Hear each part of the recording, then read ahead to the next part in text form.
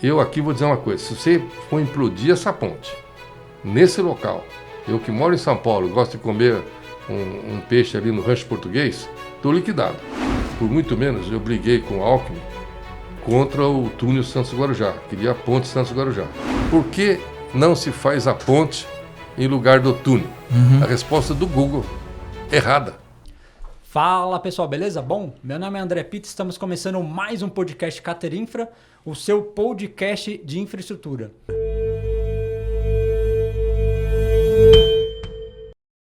E hoje a gente vai falar de pontes estaiadas e para falar do assunto aqui, estamos com o Enio Palazzi, Catão Ribeiro, muito bem-vindo aí, muito obrigado por ter aceito o nosso convite para disseminar, difundir um pouco de informação aí do conhecimento de vocês aqui com o nosso público. Dando continuidade aí, que vocês vão contar um pouco da história da Enicil, né? Então, resolvi, meu pai deu uma bronca lá, eu prestei concurso, entrei na época, meu tio lá, tudo lascado. Eu trabalhei seis meses no Banco do Brasil, concurso público, entrei, passei, fiquei 6 meses lá. E depois meu tio falou para mim, olha, quanto você ganha no Banco do Brasil? Isso em 1972. Ele então saiu da casa, ele saiu, terminou a casa, resolveu montar a Enicil, né, a empresa, com o Nicolau, e fez a proposta para mim. Eu ganhava 804 moeda da época lá, né, 804 por mês. Ele falou, eu te pago 150 por semana. Eu falei, pô, mas eu vou ganhar menos. Você pode ficar na escola, estudar a hora que quiser, você só vai trabalhar aqui nas horas vagas da escola. E outra, café da manhã, almoço e janta está de graça aqui, você come em casa aqui, porque tinha uma casa do lado. Fiz as contas, né? Valia compensava, né? Porque... e fora aprendizado, né? Tudo que você aprendeu, né? O investimento na carreira, né? Se você é engenheiro, claro. Meu tio está lá com o escritório, né? Claro. Ô, Catão, então assim, você está desde o comecinho na Enicil, né? 72. Desde o comecinho da empresa, assim. Né? Ela foi fundada em 70, mas não operou, porque foi todo mundo preso. Em 71 ele resolveu fazer a casa. Na prática, ela começou a trabalhar em 72. Entendi. Aqui a minha pergunta vai, assim, todas as empresas assim, que a gente conversa aqui, que a gente, até a nossa aqui, a gente sempre tem aquele projeto, que é aquele projeto assim que, tipo, dá aquela alavancada na empresa, sabe? Puta, estamos no outro patamar. Sabe? Aquele projeto que você fala, agora nós vamos para cima, vamos crescer e tal. Você vê que a empresa mudou o status, assim, né? Você lembra do projeto que você fala assim, porra, agora a Enicil é uma empresa de referência do mercado, nós estamos batendo o peito aqui e falar... Agora eu tô macho. Não, isso é importante. O meu tio você lembra, assim? era um homem pessimista, porque um comunista tinha ficado preso, o cara fica meio...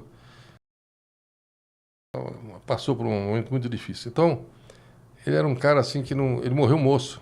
Em 82 ele morreu. Puxa vida. Então eu entrei em 72, 82 ele morreu, acabou a empresa. Ele era o comercial, ele era o cara que arrumava, o Nicolau... E você tinha 10 anos de formado? Nem isso, né? Eu tinha 6 anos de formado. É tipo... Na verdade, eu tinha tanta briga com ele, que eu queria fazer de um jeito e ele queria do outro, que eu comecei a dar meus pitacos, né? Sim. E a última briga que nós tivemos foi em 77. Em 77 ele falou para mim, sabe uma brigaiada lá, ele falava muito palavrão, era um cara muito nervoso. E era baixinho, mas um baixinho estourado, sabe? Porra, era duro de aguentar ele. Então ele chegou e falou, puta que pariu, né? Tinha palavrão lá. Eu falei, me respeita como engenheiro, mas me respeita como seu tio, não sei o quê e tal. Bom, aí perdi meu emprego, né? Pensei comigo, né? Tava formado, tinha o CREA, tava tudo. Eu falei, eu vou ter que arrumar outro negócio aqui, porque esse meu tio tá difícil de trabalhar. Aí no dia seguinte ele... calmo, né? Tinha dormido, aí me chamou numa sala e falou assim, é o seguinte, nós não vamos ficar mais discutindo para fazer de um jeito ou de outro. Vamos fazer o seguinte, você assume a responsabilidade, você tem seu CREA, você assume a responsabilidade pela empresa, 1977 isso. E se você achar que eu tenho alguma coisa a contribuir, você me chama, senão você faz do seu jeito. Eu só quero arrumar o serviço e cuidar da parte contábil. E você fica sócio com 33%.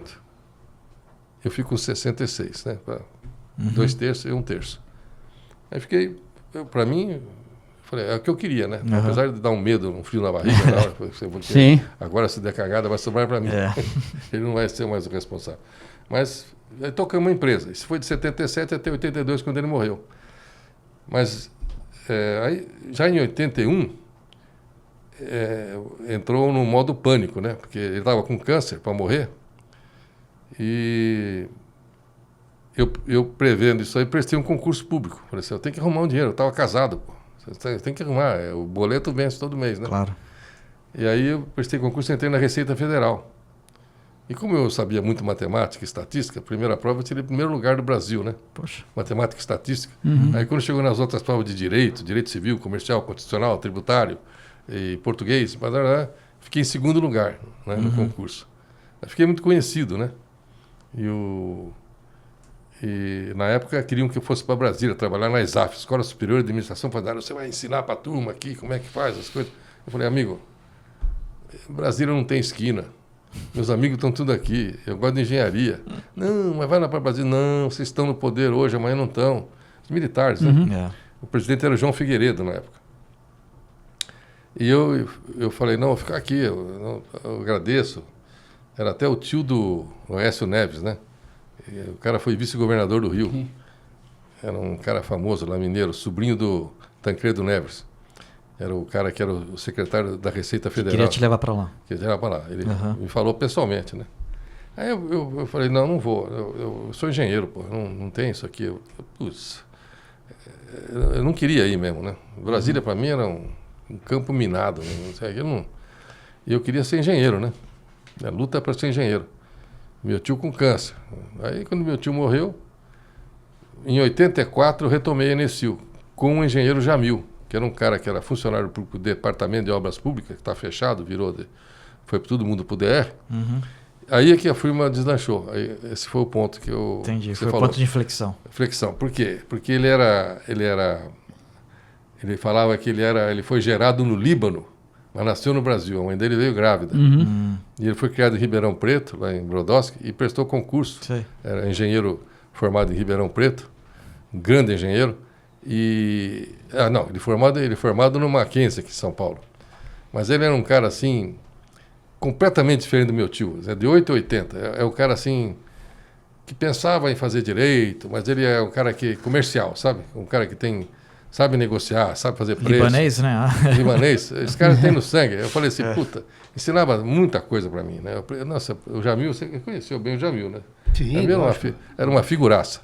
Era um cara assim que tinha noção de tudo, sabe? E o russo lá, o Nedelev? Depois que o meu tio morreu, ele ficou assessorando, fazendo curso de pós-graduação aqui na USP. Teoria de Vlasov, umas coisas aí. Alguns engenheiros lá da USP queriam que ele ensinasse matemática, diferencial de quarta ordem, as coisas que só ele sabia mesmo. Né? Isso tudo se perde quando você tem um computador. Depois que chega o computador, hoje o cara não faz, já nasce, desenha, é um negócio assim, é inconcebível. Quem viveu o que eu vivi na época, que você tinha que fazer cálculo de energia, o nível de energia para a estrutura chegar no ponto de equilíbrio, era um negócio assim, tão assim difícil de fazer. Isso hoje não existe, pô. O computador faz tudo, né? Então, foi um ponto de inflexão, foi arrumar o serviço. E meu tio falava que são 3 coisas para uma empresa ir para frente. A primeira coisa, mais importante, é ter serviço. Aí você pergunta, e a segunda? A segunda são os seus funcionários, o time com que você vai jogar. É que você entra num campo de futebol, numa guerra econômica, e você tem que estar com o seu time alinhado, afinado. Verdade. Unido, né? Unido. Verdade. E a terceira coisa, essa é mais fácil, fazer a ponte. Fazer. Isso é moleza, é calcular a ponte. Isso aí esse não se preocupa com isso. Então, os caras no escritório, a gente pega muito serviço, estamos com muito serviço agora, graças a Deus, né? Eu estava lá no serviço danado, o engenheiro chega, não vai dar, não temos gente, não tem ninguém no mercado. Eu falei para o Cláudio, esquece, cara, nosso problema não é esse. Arrumar o serviço, cara. Temos serviço, puta que pariu. Entendeu? A gente que passou aquela crise de 2015, 2016, que foi recente agora, né? Até 2017, cara, foi um baque, né? Um marasmo. Muita gente assim se aposentou nessa época. Porque cara, não vou aguentar mais. Teve empresa que fechou. E o C19 também, né? Teve a Covid, né? A Covid pegou muita gente. Nós tivemos um faturamento, pra você ter uma ideia, faturamos bem menos que você, Sofia, muito maior. Nós faturamos 6 milhões num ano, no outro ano 12, e a meta esse ano é 18. Poxa. 18 milhões. Tá excelente. Né? E a equipe a mesma. Então, no primeiro dos 6 milhões, chegou um dia lá, não tinha dinheiro para o 13º no fim do ano. Entramos em janeiro, não pagamos janeiro, pagamos fevereiro, eu chamei os caras e falei, ó, tem perspectiva.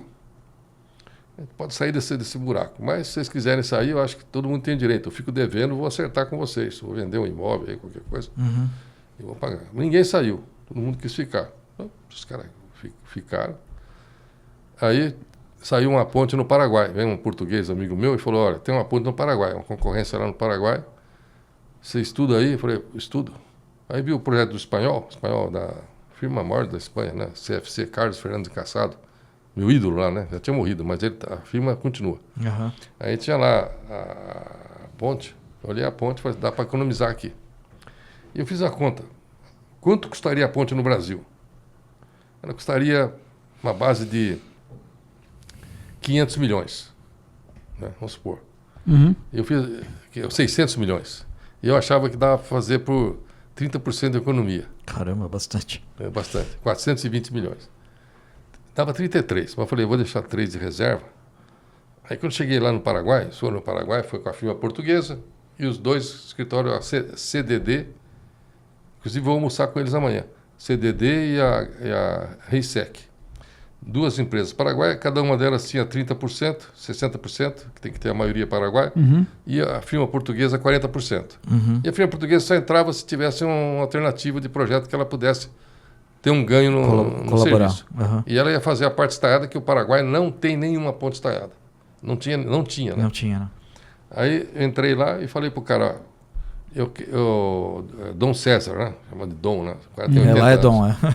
O Dom César, né? O dono da empresa lá. O Dom César, como é que está? Eu estou catón e tal, coisa. Falei, qual a economia que dá na obra? Aí tinha combinado com o português, né? Não estava o Carlos Gomes, estava um engenheiro dele. Falei, você fica quieto, você não fala porra nenhuma, você aguenta a mão que eu vou jogar pesado para ganhar essa obra. Para mim é uma questão de vida ou morte. Você já imaginou? O projeto era $1,5 milhão. O dólar estava 4 pau. Era muito dinheiro. É muito dinheiro. Eu não estava nem acreditando. Aí eu falei para o cara, nós outros acá estudamos na Puente da Economia, 30%. O que achas? Aí o cara falou assim, então nós outros vamos dar um desconto de 10%. Aí eu olhei para ele e falei assim, então já me vou, porque vamos perder a concorrência. Eu levantei da mesa, não, doutor Catão, senta, calma. Eu estava puto de raiva. Quando eu faço estudo para 30%, e o cara quer dar um desconto de 10%, quer enfiar na mão 20%, e que se foda, pô, né? Quer dizer, eu fiz o estudo, pô. Para mim é questão de vida ou morte. Para ele, não é tanto, né? Ele tem outras coisas para fazer na vida. Tem a fazenda, tem avião. O cara tinha avião, pô. Aí ele falou um pouquinho, esperaram, foram fazer uma reunião. Ficaram 1 hora lá, discutindo. Que puta arranca-rabo. Aí veio o cara e falou assim, doutor Catton, aceita desconto de 20%? 20% eu aceito. Muito bem, 20%, vamos a ganhar. Vamos a ganhar. Com certeza. E ganhamos. Salvou a empresa, porque no momento que ganhamos concorrência, e olha que abriram a proposta 3 vezes. Caramba. Eles abriram a proposta e viram que nós tínhamos desconto de 10. E os caras tinham dado desconto de 5, 7, né? Aí eles abriram, aí falaram que não abriram, que ia ser na outra semana. Chegaram, mas como que esse filho da puta deu 20%? Porque o único que estudou a alternativa foi o português que entrou com eles. Os outros não estudaram a alternativa. Pegaram o projeto espanhol e puseram preço. Não tem como dar desconto. Não tem, né? Não tem milagre. É material, né? Aí marcaram para outra semana. Falei, bom, agora vamos esperar. Na outra semana abriram de novo. Não resolveu ainda. Vai ficar para outra semana. 3 semanas. Sabe por que isso? Para tentar ver se alguma daquelas empresas que eles queriam que ganhasse, eventualmente, conseguia chegar no preço. Aí mudava a proposta, escrevia lá 21% de desconto e ganhava, né? Mas não teve nenhum machão lá para chegar espanhol, não teve ninguém. O desconto máximo que deram foi 8%, entendeu? Ainda o o cara falou para mim assim, o Dom César, eu diria 10%. Eu falei, 10% nós outros, ó. Eles davam 12 e levavam. Mas você sabe que abriu 3 vezes o projeto. Eles põem lá um vapor, lá abre o envelope, né? Então, pô, o negócio salvou a empresa. Isso então, em que ano? Isso foi no Covid. Agora no Covid. 19, a ponte foi inaugurada o ano passado. Legal. Ano passado. A maior ponte do Paraguai, um vão de 300 metros, a ponte tem 2 quilômetros e virou um cartão postal de Assunção. Ponte do Chaco. Ponte del Chaco. Del Chaco. Tem alguma coisa na internet? Sim, a gente viu. Então, essa ponte foi uma ponte que marcou. Agora, o engenheiro que resolveu foi o Jamil Sabino, que era esse engenheiro de formado em Ribeirão e que estava libanês, né? Então era o Maluf era governador, mas ele não estava assim muito afinado com o Maluf, apesar de o Maluf ser de origem libanesa também. O Maluf era governador do estado e ele estava, diria, encostado, não estava aposentado, ele estava para aposentar. E aí ele falou, olha, como eu estou aqui encostado, eu conheço os 571 prefeitos. E o prefeito que eu mais conheço é de onde eu vim, de Ribeirão Preto. Rapaz, nós começamos a obra, começamos a Inessil, em 84, teve a duplicação da Fernão Dias, da Anhanguera, época do Franco Montoro. Pegamos obra que não acabava mais na duplicação lá. Nossa, mas eu não acreditava. Era tanto serviço.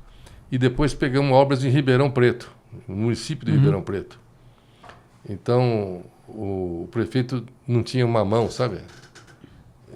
Então falava que ele com a outra mão roubava 10%. Sobrava para nós. Sempre essa questão de obra, tem essa questão. Eu não tenho nada a ver com isso. O meu problema é fazer uma ponte econômica que fique de pé e que dure. Eu sempre tive esse objetivo. E também não quero ficar rico com a ponte. Quer dizer, quem não quer ficar rico? Todo mundo quer. Mas não é isso que vai resolver o problema. O problema você resolve, você tem que ter uma disponibilidade, poder viajar, poder comprar o software. Imagino vocês. Nós temos que comprar software todo ano. Vence a patente. Você gasta um dinheiro que os caras não têm noção.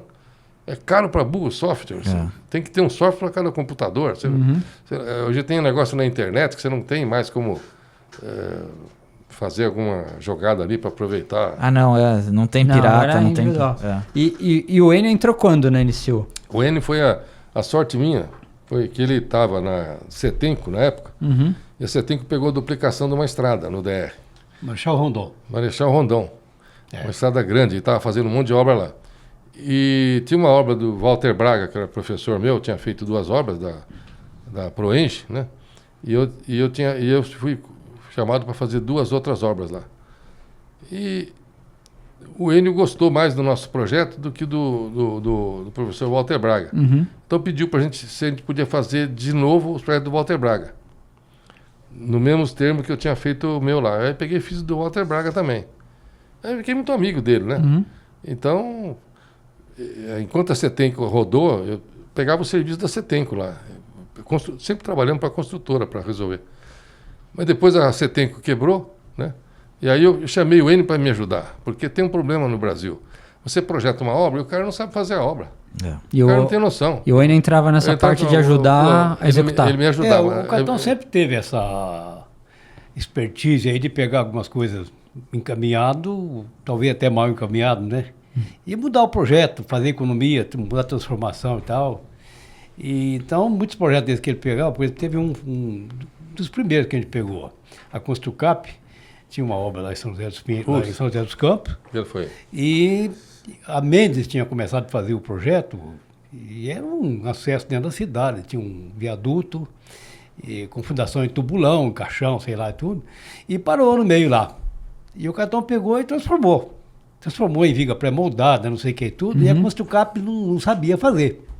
Porque era uma situação chata lá em cima da Construcap estava no começo também, né? Como é que chama o Ribeirão lá? Vidoca. Ribeirão Vidoca. Aí eu comecei lá para ajudar os caras, planejar, pré-moldado, não sei o que e tal. E aí teve outras obras, à medida que ele pegava, mandava. Aí veio Fernão Dias, não sei o que. Tinha uma firma chamada SO Pontes, que o nome do cara é S, né? Não sei, começa com S, o outro nome é O, né?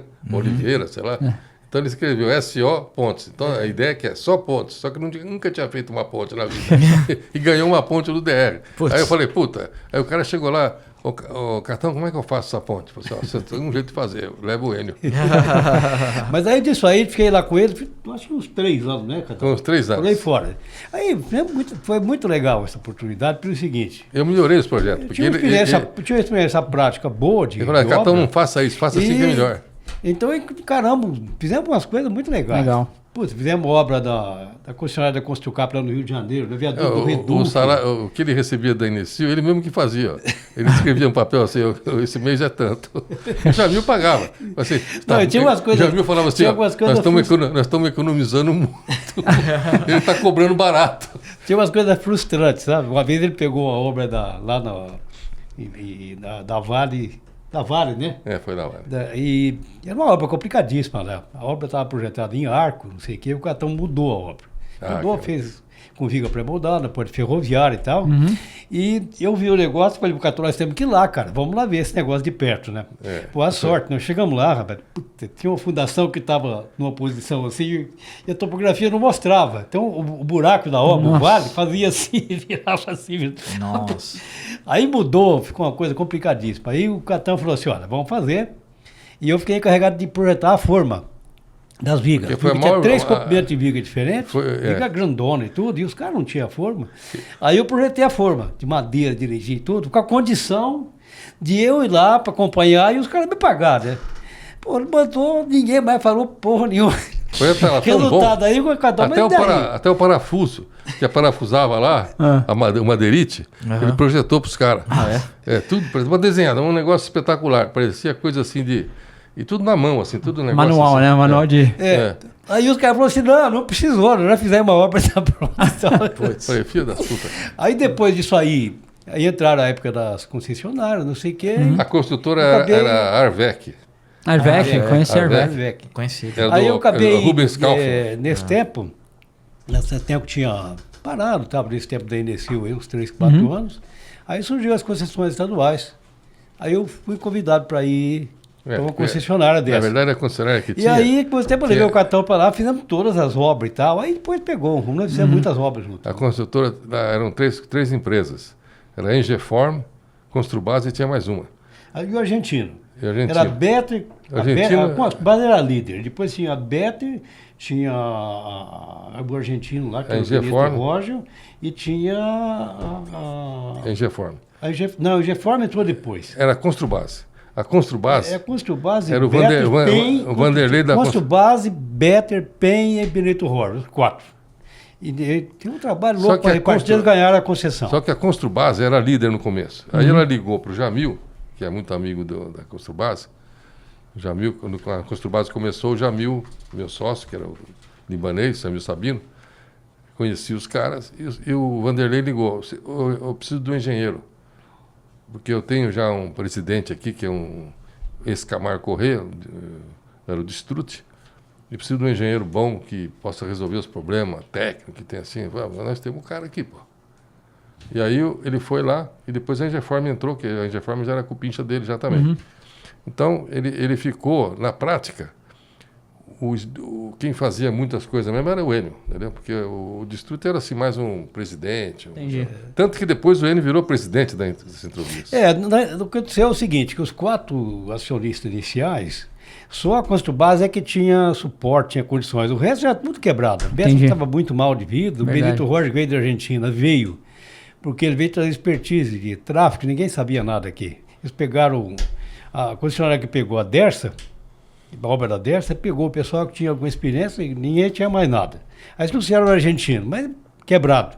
PEN também, uma pindaíba danada. Aí eles fizeram uma acordo de acionista e pegaram a Passarelli e pegaram a Engeform, 2 empresas menores, mas bem capitalizadas direitinho. E aí eu fui pela Engeform. Mas assim, fui com um PJ e tal.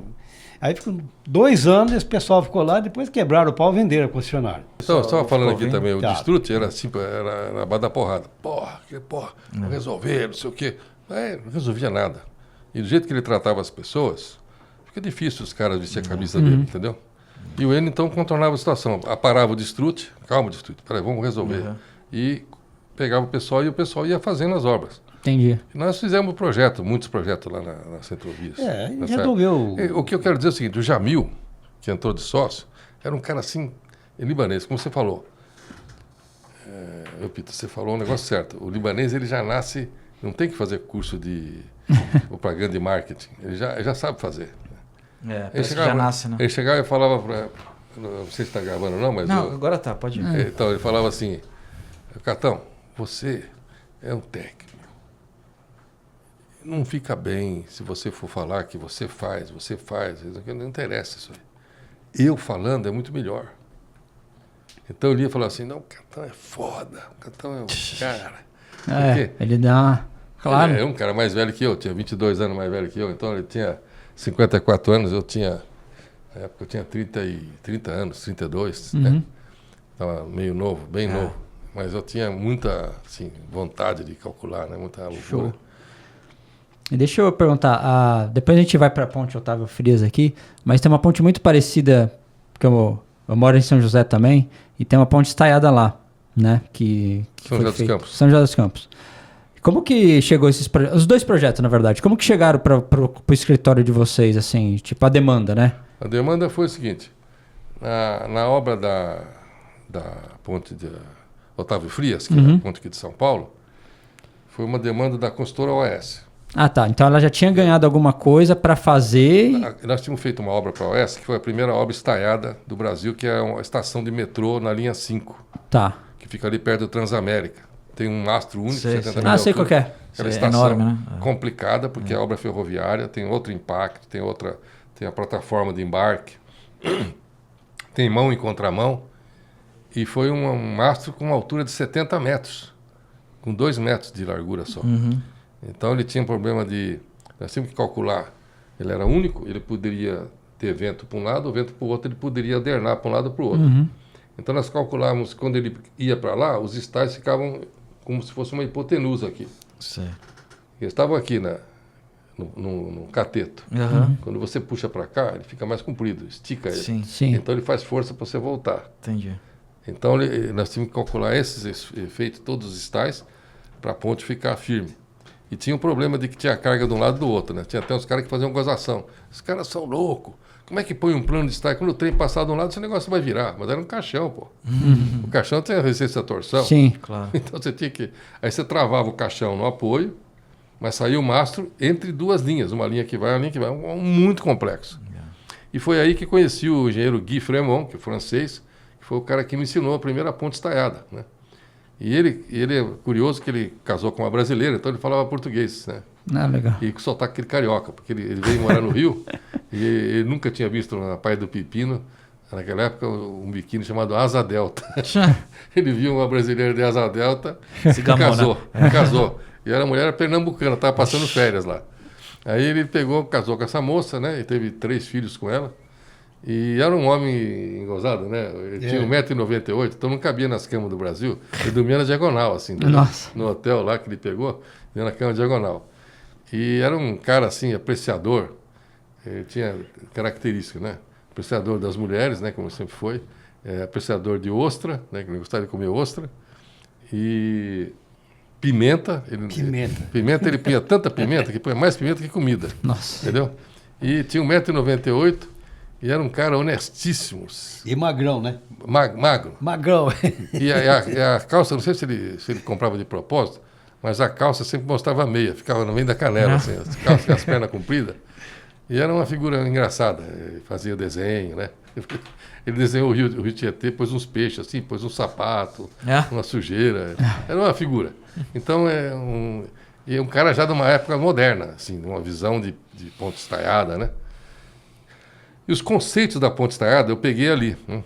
Inclusive o programa que a gente usou era um programa chamado BC, que era rodado na França. Então a gente mandava os dados, tinha licença, rodava de noite na França, pegava no Brasil o resultado e continuava o cálculo. Que legal. Então eles fizeram, a concepção foi conjunta, e eles eram responsáveis pelo básico e pelo acompanhamento do executivo. O executivo ficou só conosco, com a assessoria deles. Tanto é que o Fremont era amigo do Jamil, ficou muito amigo do Jamil. O Jamil era muito bom de conversa, né? Ele falou para mim assim, falou pro Jamil, isso o Jamil me contou depois. Jamil, pelo jeito eu não vou voltar mais aqui no Brasil, porque ele gostava muito do Brasil, né? A mulher dele é brasileira, tudo. Por que, Fremont? Gui Fremont, né? Por quê? Não, porque agora o Catão já sabe tudo, não precisa mais de mim aqui. Sempre você precisa, né? Tanto é que eu arrumei serviço para ele. Essa ponte mesmo de Salvador, Taparica, eu chamei ele para fazer o controle de qualidade do projeto. Apesar de eu estar com a COV, eu falei, não, Fremont, eu vou pôr o cara... E sabe o que foi a sorte nossa? Porque quando foi aprovar a ponte na Bahia, não tinha ninguém para aprovar. Ninguém sabia aprovar a ponte estaiada, né? De 550 metros de vão, com 30 metros de largura, uma ponte de 14 quilômetros no mar, o cara falou 12 quilômetros no mar, 15 quilômetros total. Aí eu falei, estamos lascados. Aí eu cheguei para o diretor lá da CEINFRA, Marco Cavalcante, bom engenheiro, Marcos Cavalcante. Falei, Marcos, seguinte, sem que vocês queiram saber, eu tenho um engenheiro francês que tem todo o memorial de cálculo, verificou tudo o cálculo que nós fizemos com a CAUI, que é a empresa, né? Aí o cara falou assim, poxa, tem isso aí?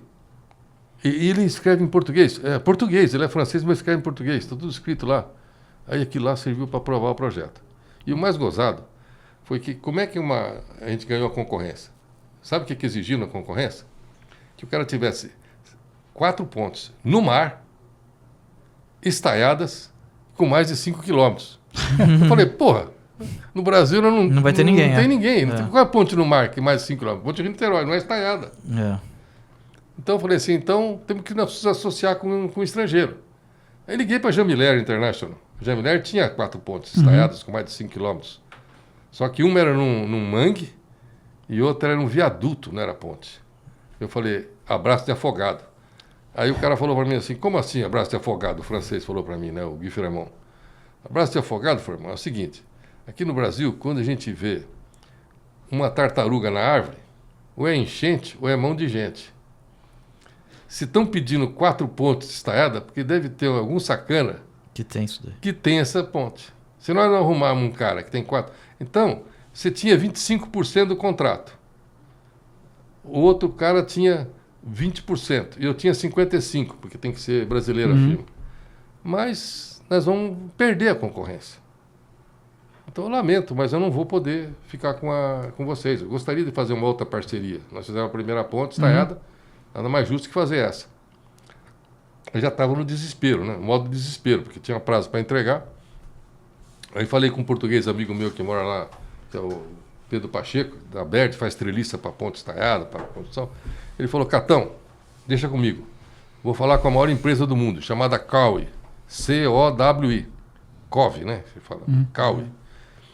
Ela fatura $1 bilhão em projeto por ano. Porra, em projeto. Eu falei, e quantos engenheiros tem essa empresa? Em Copenhague, ela é dinamarquesa, em Copenhague ela tem 3 mil engenheiros e 3 mil esparramados no mundo. Porra, nós temos 60 pessoas, eles têm 6 mil. Porra. E eu vou ser o líder do consórcio? Tem que ser o líder, que é brasileiro, o projeto brasileiro. Aí falei para ele, bom, então eu vou para Copenhague, como é que a gente faz? Eu passo aí... Porque o meu inglês não é bom o suficiente para falar com o cara, porque o cara dinamarquês eu não vou falar, ele não vai falar português, né? Então tem que falar inglês. O cara falou, não, Catão, ele quer conhecer a sua empresa. Já fiz uma apresentação sua para ele aqui, ele quer conhecer você. Quer dizer que o cara vai sair lá de Copenhague, vai sair em Copenhague, pega o voo da TAP, desce aqui em Lisboa, encontro com ele em Lisboa, e de Lisboa nós chegamos em São Paulo, quarta-feira à noite, quinta-feira reunião aí. Para ver se ele topa entrar, né? Aí veio um cara, o Lars, né? Um cara grandão, aquele olho azul, aquele cabelo cor de fogo, assim. 10 anos mais novo que eu. Ele deve estar com 63 hoje, né? Então, aí ele chegou e eu falei para a turma um dia antes. O que eu faço aqui para o cara gostar da empresa, né? O cara tem que gostar da empresa. Então eu falei assim... Eu quero todo mundo com a mesa limpa. Ele faz isso. Olhando pro computador, assim, sério. Não quero ninguém ouvindo celular, barulho, porra nenhuma. Vocês fiquem tudo certinho com a mesa limpa. Limpa. Eu vou entrar aí. Aquele que mexer a cabeça tá demitido. Aí, porra. Eu falei, que hora que você vai entrar? A Tânia vai na frente. Aí grito de guerra. Ah, pessoal, é o Catão com o dinamarquês. Aí depois que eu fiquei conversando com ele das 10 ao meio-dia, discutimos, por exemplo, eu falei, olha, participação sua pode ser 33%, que eu tinha com o francês 25%. Quero saber se você tem 4 pontos no mar. Ele falou, tenho 4 pontos no mar estaiado. Ele tinha 4 pontos de mais de 5 km no mar. Só que uma delas não era estaiada, era um balanço sucessivo. E era rodoferroviária, era um negócio espetacular a ponte, mas não era estaiada. Mas tudo bem, mas eu falei, pelo menos aí nós temos 4 pontos no mar de mais de 5 km. E era mar mesmo, mar bravo, né? Aí, falei, temos chance. Então, vamos fazer o consórcio. Eu te dou 33%, o cara do projeto geométrico é com 15%, que é a Maia Mello lá do Recife, que vocês devem conhecer, e eu fico com 52%. Mas o cara falou assim, mas não é 51% o mínimo? Eu falei, 51% tem que ter mais que 1%. Mas como eu nasci em 1952, eu quero 52%, para dar um número redondo. Aí ficou 15%, 33% e eu com 52%, né? A firma. Bom, olha que coisa engraçada. Nós tínhamos que ganhar a obra. Tinha um cara lá que ia ganhar já, porque tinha os 4 pontos. E não era outra que não aquela empresa do Rio de Janeiro, Concremate. Ela tinha montado com empresas do mundo inteiro, empresa da Irlanda, empresa da França, empresa de tudo que é lugar, e tinha 4 pontos. Então ela pôs no edital 4 pontos. Bom, qual é a surpresa deles? Eles não sabiam que eu estava com a COV, que eu apareci lá no concorrência. Não, tem a história do cara da limpeza, né? Aí meio-dia, eu falei para os caras, vamos olhar a empresa. Aí o cara foi e olhou, aquele pessoal sério, aquele silêncio, aquela música ambiente, tocando uma musiquinha light, né? Todo mundo trabalhando. Ele olhou, tal. Aí voltou. Vamos. De minha parte, está tudo certo, né? Daí eu levei ele numa churrascaria, bovinos ali, aquela bovina ali pertinho. Ali pertinho da coisa. Falei para ele, ó. E ele pedindo vinho, né? Vinho tinto. Aqui o Brasil come cerveja, né? Tem chopp, né? Porra, carne. Mas o cara queria vinho, vai tomando vinho e tal. E eu comendo as carnes, cada carne que eu pegava, ele pegava igual. Essa eu não quero, ele não pegava. Essa aqui eu quero, pegava. Pegou igualzinho, tudo que o Lars, né? E aí eu falei para ele assim, ô Lars, hoje é quinta-feira, você está pegando voo sexta-feira, amanhã você está voltando para Copenhague, qual é a chance que você acha da gente viabilizar o nosso consórcio? Porque ele não era o presidente, ele era diretor de pontes e túneis de lá. Tinha ainda o vice-presidente e o presidente. Aí ele falou assim, a chance, Catão, eu acho que... Tudo em inglês, hein? O meu inglês era meio Vale do Paraíba, mas... aí é 95% de chance de a gente fechar. Mas eu te respondo, eu estou 5 horas antes de você, então eu te respondo de manhã na segunda-feira. Eu falei, 9 da manhã eu já sei a resposta. Ele já respondeu, né? Mas na pior das hipóteses, depois do almoço, certeza absoluta. E aí veio a resposta, que eles queriam fazer o consórcio e tal. Aí começou toda a discussão e fizemos um consórcio. Quando chegou na hora de fazer o preço, era para fazer aquele projeto básico, para licitar e fazer a concessão. Isso aí é de Taparica lá, né? Taparica. 25 milhões era o preço do governo. Aí eu inventei de fazer um desconto de 15%. E aí fazia aquela fórmula que soma nota técnica, nota preço e tal. Que falou, cara, se o cara der 1% de desconto, já ganha. Para que você vai dar 15%? Nós vamos ganhar esse negócio, na base da técnica. Eu falei, mas e se empatar? Tem que ter o preço.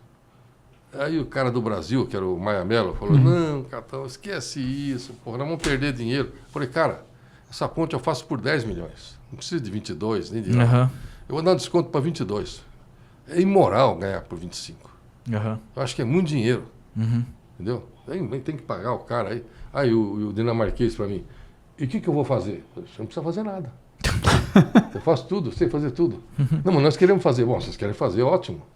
Tudo que vocês fizerem, para nós é um privilégio. Ajuda, né? Claro. É muito bom. Ajuda a gente. E eles tinham muita coisa a ensinar para a gente. A gente não sabia na época, mas estão acostumados com navio, impacto de navio, frequência de navio, estatística, a chance de pegar no pilar. Os muita coisa lá, Eles têm muito, assim, muita experiência. Foi até uma presunção minha, que eu não devia ter falado isso. Não precisa fazer nada. Precisa fazer. Eles têm que fazer. Né? Mas fizeram. Quando chegou na hora de abrir a proposta, nota técnica dos caras, 96,2. Nota técnica agora, 96. Perdeu. Aí fiquei louco. Putz. Falei, puta que pariu.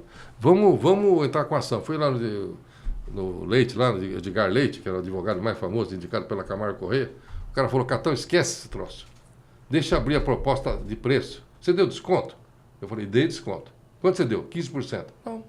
Vamos ver o que acontece.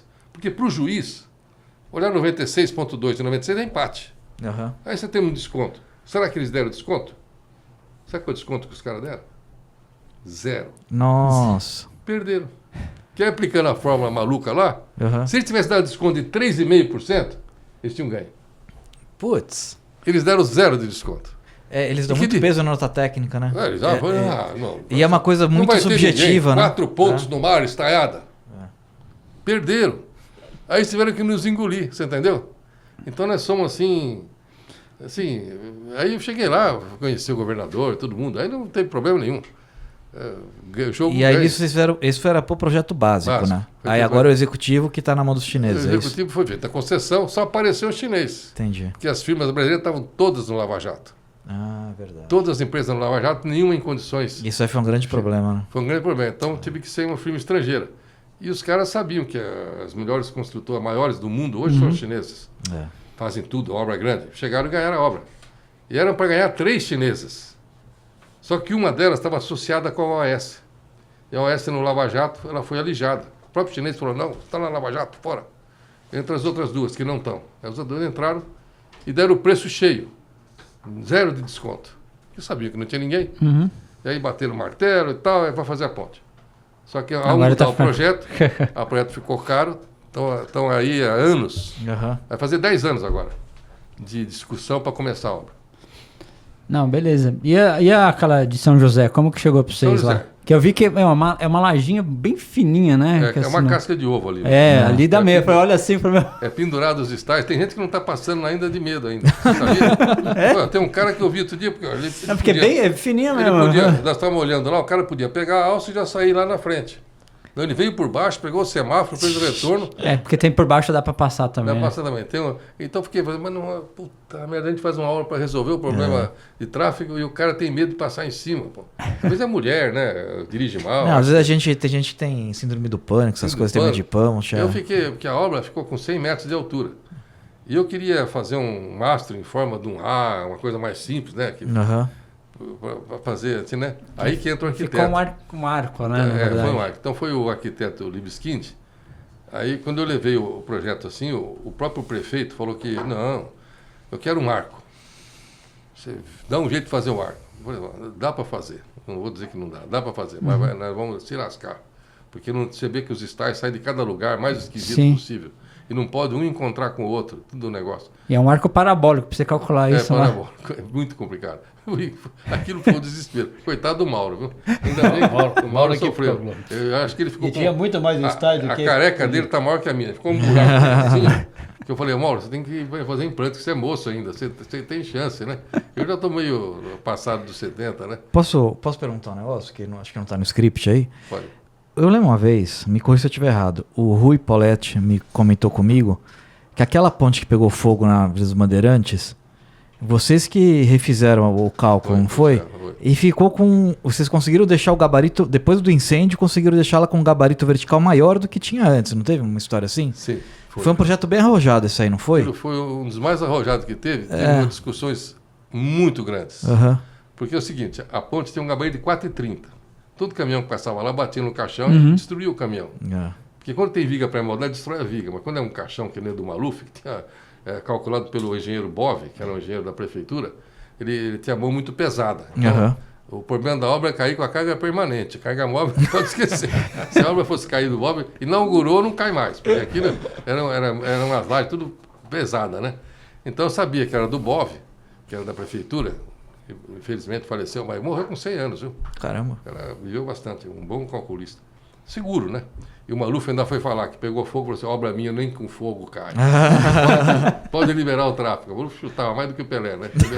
Chutava com as duas pernas. Chegou na obra, veio para o engenheiro que já faleceu também, um colega nosso, libanês também, o Fares, né? O Fares pegou o projeto e já estava preparando para fazer a demolição e novo projeto. Você já imaginou parar a principal via leste-oeste com a principal via norte-sul? Ali é um cruzamento que terrível. É um caos ali, né? Entendeu?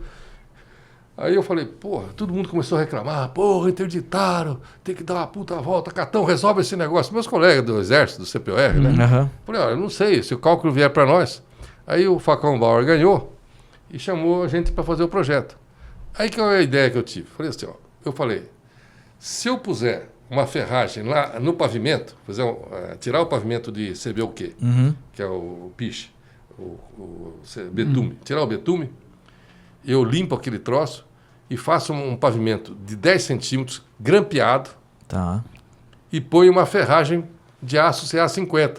Sei. E na hora que eu empurrar o tabuleiro para cima, que eu vou levantar, ao mesmo tempo que eu levantar o tabuleiro, vai aparecer um momento negativo maior.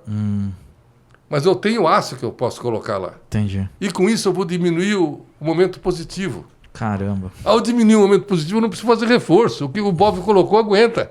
Tinha feito a conta. Mesmo que eu considerasse a primeira camada de aço toda perdida, destemperado, e que ficasse a segunda camada para frente, Sei. passava no positivo. Eu falei, ao marcar aqui a obra, eu consigo fazer um novo pavimento, põe a ferragem no negativo que vai aumentar, e consigo o gabarito 5,5. Nossa, você... Aí fui macaqueando com chapa de aço, colocando, eu mando um pouquinho aqui e tal. Só que tinha que fazer todo o reforço antes de levantar. Porque o esforço tem que ser passado para aquele aço, que ele vai segurar o que vai adicionar ali. Então eu falei para o Mauro que fez o cálculo, né? Eu fiz a ideia, passei a ideia para ele, Mauro, é isso aqui. Mas será que funciona? Põe no computador, calcula, porra. Tenho certeza que vai passar. Ele fez as contas, passava. Passou e tal, vai ficar barato. Em vez de demolir, a gente levanta e ainda dá o gabarito de 5,5. Saímos do mesmo ponto. Começou aqui e terminou aqui, vai ficar. Começou aqui, vai terminar aqui. Só que vai subir, vai ficar uma parábola um pouco mais acentuada, né? Sim. E aí o cara lá da prefeitura, que era o adjunto, o secretário adjunto, eu lembro até do nome do secretário, era um libanês também, chamado Garibe, que era o governo do PT, e tinha um adjunto, que era um petista, e tinha esse Garibe, que não sei de onde que veio, mas não era engenheiro, mas era um turco. Esses turcos, eles chamam de turco, mas não é turco, é libanês ou sírio, né? E o Garibe, eu fiquei impressionado, porque o cara é muito inteligente. Não é engenheiro, por isso que eu falo, às vezes a gente está fazendo uma palestra de engenharia, e o cara que não é engenheiro... Tem outra visão, né? Tem visão, pô. Eu cheguei para o adjunto e falei, adjunto, é o seguinte, por muito menos eu briguei com o Alckmin contra o túnel Santos-Guarujá, queria a ponte Santos-Guarujá. Entrei com ação, fiquei 10 anos sem trabalhar para o DR, para o DERSA, de castigo e tal, perdi prejuízo para a firma, mas é uma coisa que eu acho errado. Então, eu aqui vou dizer uma coisa, se você for implodir essa ponte, nesse local, eu que moro em São Paulo, gosto de comer um peixe ali no rancho português, estou liquidado. Então, eu vou entrar com ação contra vocês aqui. Mas como é que você vai fazer? Não, eu tenho a ideia, posso fazer, já falei com o Facão Bauer que ganhou, ele concorda, ele topa, e é mais barato e é rápido. Mas a obra tem que ser feita em 6 meses. Nós terminamos em 4. Se vocês liberaram, termina em 4. Terminaram antes de 6 meses. Aí eu fui na ABS, na São Bernardino Consultor, foi fazer a defesa, todo mundo foi lá dar palpite, o Mauro fez a defesa, nem fui lá. E todo mundo acabou concordando. Achou uma ideia, assim, boa, né? Uma ideia pertinente e que resolveria o problema definitivo da obra. Embaixo, nós só tínhamos que dar uma projeção de cimento assim, para esconder aquele preto que ficou do fogo, que pegou fogo lá. Ficou mais estético, né? Mais estético só, para não mexer em nada, não mexe nada de positivo. E fizeram um macaqueamento e deu tudo certo. E quando eu expliquei isso, o Garibe me chamou lá, o secretário. Eu falei, mas não é engenheiro? Eu falei, não é engenheiro, mas quer falar com você. Eu fui lá. Puta sala do diretor lá. Entrei, o Garibe apareceu lá. Eu expliquei para ele, como que é o processo? Quando você levanta a obra, traciona em cima, a gente pôs aço em cima, para segurar essa tração que vai aparecer. Em compensação, diminui o momento positivo. E o que está lá é suficiente, porque é a segunda camada e tal. Não sei o quê.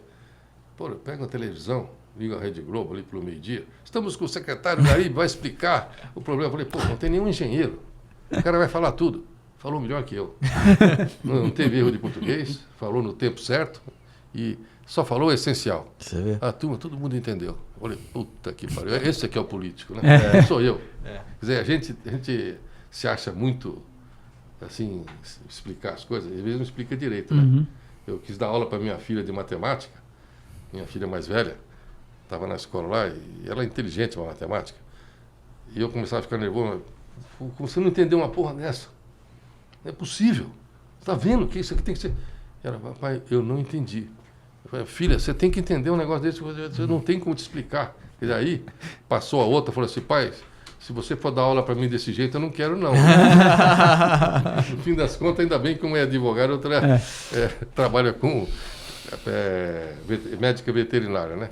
Mas eu acho que é uma carga muito dura. Muitas vezes você pensa que é bom trazer o filho para a sua profissão.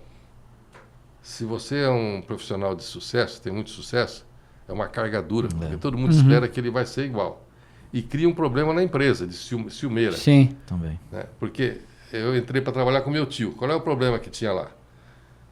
Todo mundo achava que eu, com meu tio, eu tinha uma certa proteção. Não tinha nenhuma, é o contrário. Ele achava justamente que por ser sobrinho, eu tinha que aguentar todas as broncas, todas as coisas dele. Então é dos encontros de expectativas, o nepotismo dentro de uma empresa. Por isso que eu falo que é uma sem nepotismo. Esse é o certo para funcionar, né? Mas, Não, beleza. A gente está encerrando aqui. em São José dos Campos, É verdade. o prefeito terminou a obra, foi para a eleição, ganhou no primeiro turno. No meio do segundo mandato dele, ele sai para governador do estado. Eu falei para ele, ele ligou para mim, Catão, você tem que me apoiar, porque eu sou a favor da ponte em Santos Guarujá. E o Isso Tarcísio quer fazer o túnel. Eu falei assim, olha, eu não vou discutir, vamos ser realistas. Você vai perder a eleição. Deixa o Tarcísio fazer o que ele quiser, porque quem vai ganhar a eleição em São Paulo é o Tarcísio Gomes de Freitas. No dia seguinte, passou uma semana, o Kassab fez a composição e ele virou o vice. Então o vice-governador é o Felício Ramuz, que é o prefeito da ponte. É verdade. Tá. Entendeu?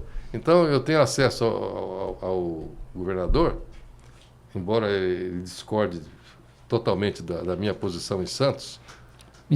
Explica melhor, porque no fundo a gente está falando do túnel Santos Guarujá e a sua ideia era fazer uma ponte lá. A ponte custa 1/3 do preço. Mas você chegou a fazer o projeto da ponte, Foi não fez? feito em 2010 com a Dersa, né? Para a Dersa, eu lembro para o disso. DR. Para o DR de São DR? Paulo. Porque a Dersa não ia com a minha cara lá, né? Ah, tá. Porque sempre é dificuldade lá. Mas no DR eu tinha Livre acesso. livre acesso. Então foi feito projeto no DR, foi aprovado, projeto básico, tem Eu orçamento lembro de disso. 50 furos de sondagem. É. Foi a época VTEC, que hoje é Sistra, né? Sistra comprou. E eu fiz a maquete eletrônica e fiz algumas, se for no YouTube, lá Ponte Santos Guarujá, está lá escrito. Quando você vai no Google e pergunta por que não foi feita a ponte, olha que pergunta ridícula, fizeram essa pergunta, por que não se faz a ponte em lugar do túnel? A resposta do Google, errada. É que o gabarito da ponte de 85 não passa, pode não passar navio. E que é uma mentira, né? Mentira. Vamos pôr pilar com 95, não sei. Você quer pôr 100? Põe 100. É só aumentar o tamanho da rampa. Você sabe disso. Sim. A ponte, assim, esteticamente, até em questão de segurança, seria muito mais interessante, né? Não é interessante. É um cartão postal no principal porto do país. O túnel vai ficar enterrado lá. Não, e o pior é que a ponte era curva, tem 540 metros de vão, é em concreto, então ela bate 2 recordes. O maior vão de concreto de ponte estaiada do mundo. Então, esse estava exatamente 540. Só que não é curvo. E o nosso é curvo. Vai e volta. Eu me lembro da ponte. Olha, para você ter uma ideia. O túnel que o Maluf fez na Juscelino Kubitschek, pode consultar. R$1,5 bilhão custou. Você vai e depois você volta. Você não pode ir e voltar ao mesmo tempo. Sim. Custou R$1,5 bilhão. A ponte estaiada, depois de alguns anos que foi feita depois do túnel, custou R$250 milhões na época. Sexto. É o estilingão. Otávio Frias. Custou 1/6 do preço. Você tem 2 alças com 3 pistas, vai e volta, num sentido e no outro, ainda tem a alça lateral. Quer dizer, tem todos os movimentos. Então eu falo para você, como que você vai fazer um túnel? E esse túnel era o túnel mais fácil que tem, é túnel em rocha. Agora lá, o túnel é em lama. Porque a cota do leito do rio está 12 metros de profundidade. E o túnel está ficando na cota 30.